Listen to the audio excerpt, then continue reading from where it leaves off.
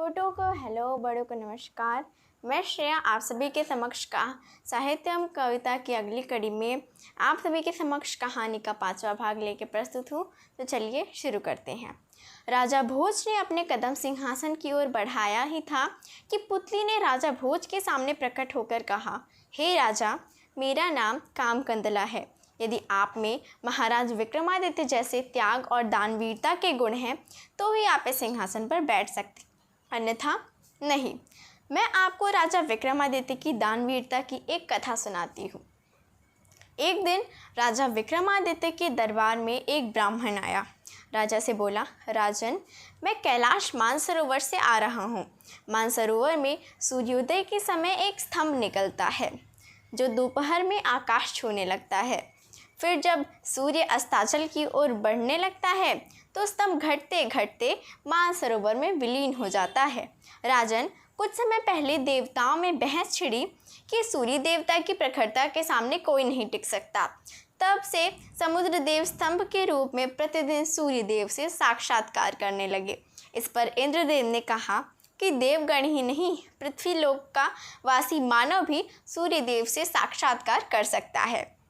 इंद्रदेव की बात से बहुत से देवता असहमत थे। इस पर उन्होंने दृढ़ता से कहा कि राजा विक्रमादित्य ऐसे वीर और तेजस्वी हैं कि सूर्य देव का साक्षात्कार कर सकते हैं। ऐसा सुनकर विक्रमादित्य बोले, देवराज इंद्र के विश्वास को बनाए रखने के लिए मैं सूर्य देव का साक्षात्कार करूंगा।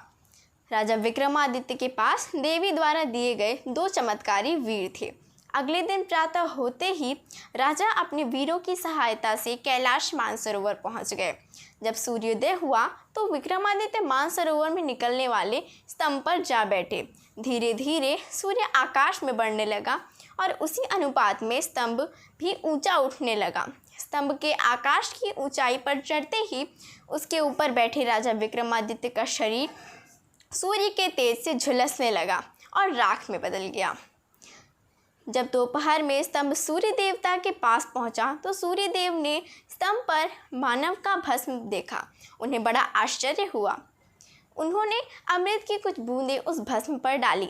विक्रमादित्य ने प्राणवान होकर सूर्य देव को नमन किया और अपना परिचय दिया। सूर्य देव राजा विक्रमादित्य का परिचय पाकर बड़े प्रसन्न हुए और आशीर्वाद स्वरूप उन्हें कवच कुंडल